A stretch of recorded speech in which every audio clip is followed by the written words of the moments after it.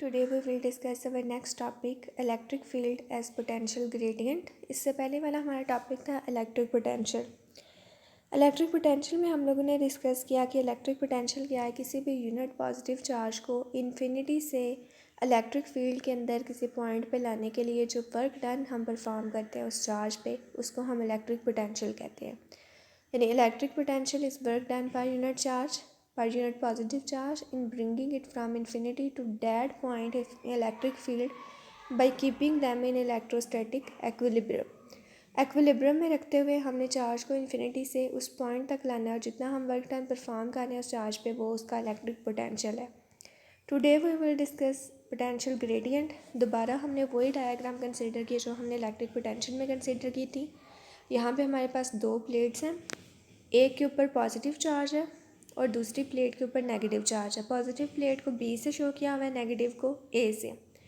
Last lecture में भी हमने डिस्कस किया था कि बी का पोटेंशियल वी बी होगा, ए का पोटेंशियल वी ए होगा।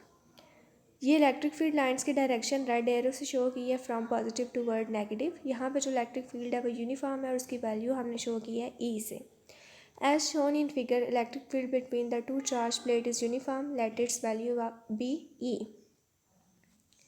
अब अगर हम चार्ज को यहाँ पे जैसे कि हमने लास्ट में टॉपिक में डिस्कस किया, अगर हमारे पास एक पॉजिटिव चार्ज क्यू नॉट है, इसको हम रैंडमली मूव करने दें तो ये पॉजिटिव बी प्लेट से रिपेल होगा और ए प्लेट की तरफ अट्रैक्ट होगा और मूव करेगा फ्रॉम बी टू ए। और क्यू नॉट ही इसके ऊपर वो फोर्स की वैल्यू है जिसके ज़रिए वो इलेक्ट्रिक फील्ड लाइंस की डायरेक्शन के नाम from positive towards negative move करेगा।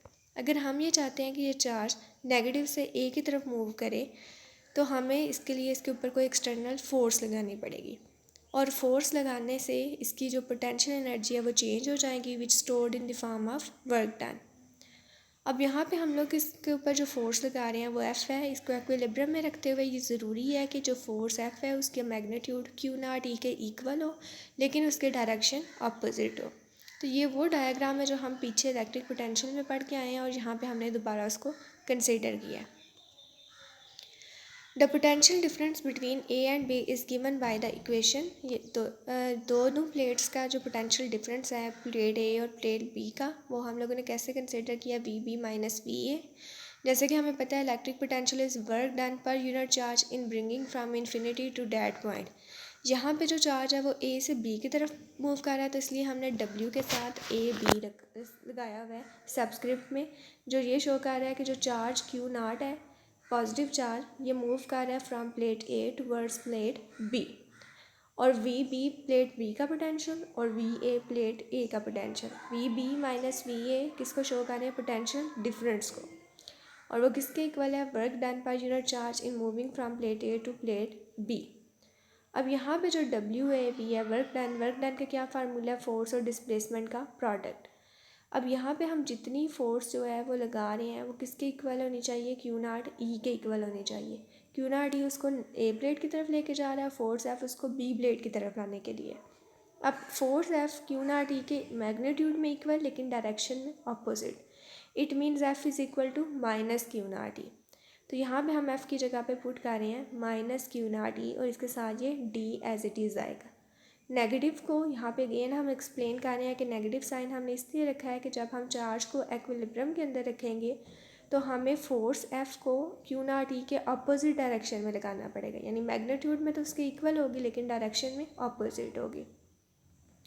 तो अब डब्ल्यू ए बी की ये वैल्यू हम इस इक्वेशन में पुट करते हैं, V B minus V A W is equal, W A B की जगह हम पुट करेंगे minus Q naught E D over Q not.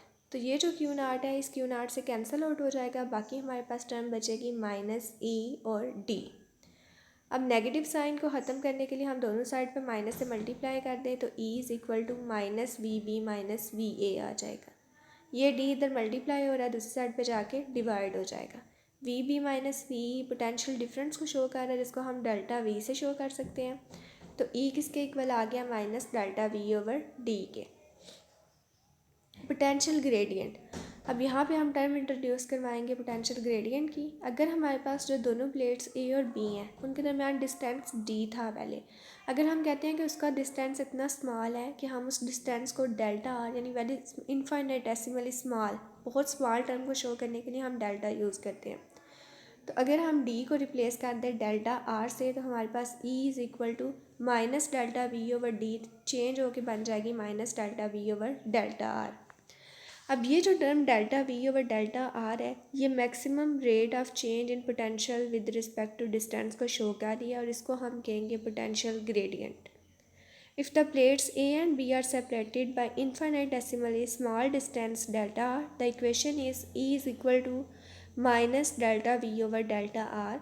The quantity delta V over delta r gives the maximum value of rate of change of potential with the distance because the charge has been moved along a field line along which the distance delta r between the two plates is minimum. अब दोनों plate के दरमियान distance बहुत small है, इतने small distance में अगर charge move कर रहा है तो जो मैक्सिमम उसका चेंज आ रहा है पोटेंशियल के अंदर वो हमें ये इक्वेशन फाइंड आउट करके बताएगी। It is known as potential gradient. इस टर्म को, इस इक्वेशन डेल्टा वी और डेल्टा आर क्वांटिटी को हम क्या कह रहे हैं, पोटेंशियल ग्रेडियंट। अब यहाँ से हमें पता चल रहा है electric field E is equal negative sign और delta V over delta R को हमने क्या कह दिया, potential gradient. Thus, the electric potential is equal to negative of gradient of potential. Negative sign indicate that the direction of E is along the decreasing potential. यहाँ से negative sign decreasing को show कर रहा है कि जो E की direction है वो किसके along है, along decreasing potential. The unit of electric intensity, अगर हम electric intensity E का unit देखें तो V का unit volt और R का unit क्या होगा, मीटर। तो इसका यूनिट आ रहा है volt per metre. The unit of electric intensity is volt per metre which is equal to newton per coulomb. अब कैसे volt per metre newton per coulomb के इक्वल है, ये इंपॉर्टेंट शॉर्ट क्वेश्चन में भी आता है। Show that volt per metre is equal to newton per coulomb. अब वोल्ट हमारे पास हमें पता है किसके इक्वल है, जूल पर कूलम के। ये हम लोगों ने जो लास्ट में इक्वेशन पढ़ी थी, E is equal to q V, ये हमने वहाँ से टर्म इंट्रोड्यूस करवाई है। E is equal to q V से जब क्यू जो है वो E is equal to q V था तो क्यू दूसरी साइड पे जाके डिवाइड हो जाएगा तो V is equal E over q आ जाएगा। वी का यूनिट वोल्ट, ई का यूनिट जूल और क्यू का यूनिट कूलम। तो वोल्ट किसके इक्वल है, जूल पर कूलम के। अब ये इधर हम वोल्ट की जगह पे क्या पुट कर देंगे, जूल पर कूलम और साथ इसके मीटर भी डिवाइड हो रहा है। अब जूल किसके इक्वल है, न्यूटन पर कूलम के। तो जूल की जगह पे हम पुट कर देंगे newton per coulomb, joule equal है न्यूटन मीटर के, तो जूल की जगह पे हम newton metre over coulomb metre put कर देंगे। तो यहाँ से मीटर मीटर से कैंसिल होगा तो पीछे हमारे पास न्यूटन पर कूलम रहेगा, जो कि हमने प्रूव करना था कि वोल्ट पर मीटर किसके इक्वल है, जूल पर कूलम के। तो 1 volt per metre is equal to 1 joule per coulomb metre. Again वही वोल्ट किसके इक्वल है, जूल पर कूलम के पुट किया हुआ है। जूल किसके इक्वल है, न्यूटन मीटर के। मीटर मीटर से कैंसिल होगा तो 1 volt per metre is equal to 1 newton per coulomb. Thanks for listening.